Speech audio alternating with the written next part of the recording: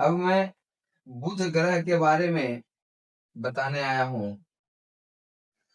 बुध ग्रह जो है एक सोम ग्रह है और बुध ग्रह को जन्म कुंडली में नपुंसक ग्रह भी माना गया है, क्योंकि बुध का जो स्वभाव है, बुध को राजकुमार माना गया है ग्रहों में। तो बुध का जो स्वभाव है कि जिस ग्रह के साथ बैठ जाए उसी तरह का उनका नेचर हो जाता है। जिनकी भी जन्म कुंडली में अगर बुध मजबूत है या सबसे कमजोर है तो दोनों को अच्छा नहीं माना गया है, क्योंकि बुध जो है अगर मजबूत स्थिति में चले गए तो व्यक्ति जो है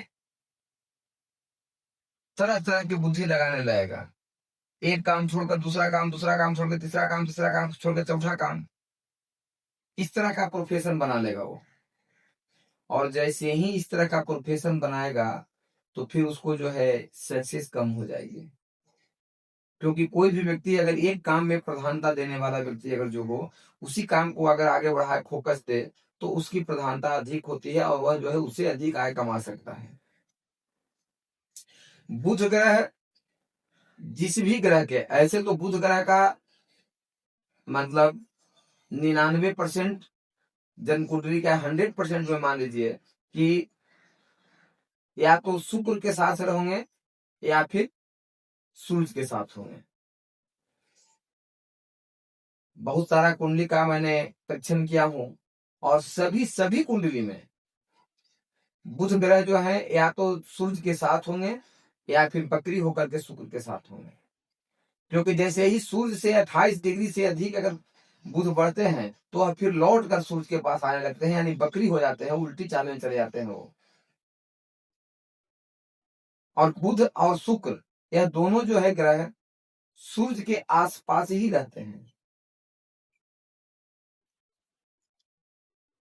तो बुध ग्रह से जो है बुद्धि की विचार की जाती है, वाणी का विचार किया जाता है कि आपकी वाणी कैसी है। अगर जिनकी भी कुंडली में बुध बकरी है तो वह व्यक्ति जो है बिल्कुल बातूनी नहीं होगा।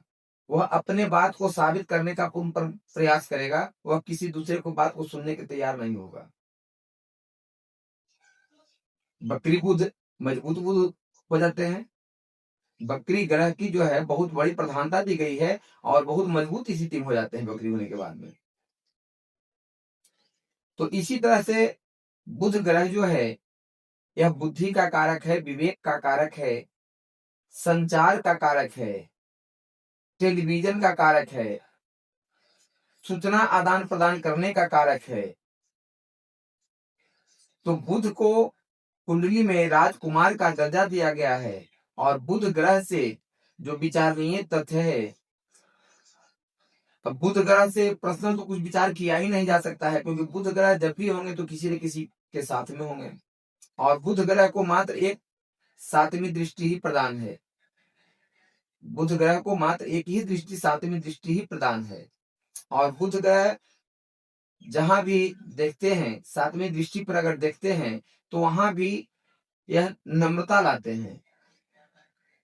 उस जगह पर भी यह जो है नम्रता से पेश आने की प्रयास करते हैं, अपनी बुद्धि और विवेक से उसको मिलाना चाहते हैं। मान लिया जाए बुध की राशि जो है पराक्रम भाव पर है, तो अब वहां पे व्यक्ति पराक्रम नहीं दिखाएगा, उस जगह पे व्यक्ति उसको बुद्धि से सड़टने की काम करेगी। मान लीजिए पराक्रम किसी से कोई विशेष पराक्रम जीतने की बात हो गई, अब वहां ऊर्जा साहस लगाने की बात होती है, लेकिन वहां ऊर्जा साहस न लगा करके यह बुद्धि से निपटने का ही प्रयास करेंगे।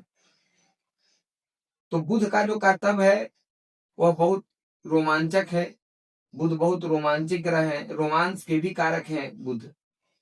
तो बुध से इन्हीं सब चीजों का विचार होता है। और बाकी तो आपकी जन्म कुंडली में बुध कहाँ बैठे हैं, किस राशि में बैठे हैं, इसके लिए भी मैं वीडियो बना करके आप लोग को प्रेषित करूंगा। और उस वीडियो को देख कर करके आप लोग को यह एहसास होगा कि हमारे जन्म कुंडली में कहाँ है बुध और हम किस तरह से हैं। तो बुध के बारे में आज के लिए मैं इतना ही। और फिर जो है जन्म कुंडली के प्रत्येक भाव और प्रत्येक राशि में भी मैं ग्रहों का गणना करूंगा और उस पर भी मैं वीडियो बना के अपलोड करूंगा, जिससे प्रत्येक व्यक्ति को अपनी जन्म कुंडली का अध्ययन करने के लिए किसी ज्योतिषी के पास जाने की आवश्यकता न पड़े। थोड़ा वीडियो तो लंबा होगा, क्योंकि वह सब वीडियो जो बनेगा करीब 1-1 घंटे का, 1.5 घंटे का वीडियो होगा, लेकिन उसमें कौन सा ग्रह किसके साथ युक्ति कर रहा है, कहाँ दृष्टि डाल रहा है, कहाँ क्या प्रभाव दे रहा है, मैं इसके लिए भी पूर्ण विश्लेषण कर करके आप लोग को वीडियो के माध्यम से बताऊंगा। क्योंकि मेरा जो लक्ष्य है कि भ्रमित न हो, भ्रांतियां से बचें। तरह तरह की बातें जो फैला दी गई ज्योतिष के बारे में, मंगल खराब हो गए, कहीं बुध खराब हो गए, भैया हम तो मानते हैं कोई ग्रह खराब है ही नहीं। मेरा जो आज तक का अनुभव है, मैं तो सिर्फ यही माना कि बुध खराब ही नहीं है, कोई भी ग्रह खराब ही नहीं है, सबका अपना अपना कर्तव्य है, और जहां जैसे जिस भाव में जिस रूप में रहेंगे उस तरह का वो फल देंगे। अब उनको अच्छा कैसे करना है, अगर वह ग्रह जो है मान लीजिए शत्रु के राशि में बैठ गए हो, नीच के होकर के बैठ गए हो, अस्त हो गए हो, तो उस परिस्थिति में हमको कैसे उनको उठाना है, कैसे उनकी सुविधा को प्राप्त करना है, कैसे उनकी असुविधा को दूर करना है।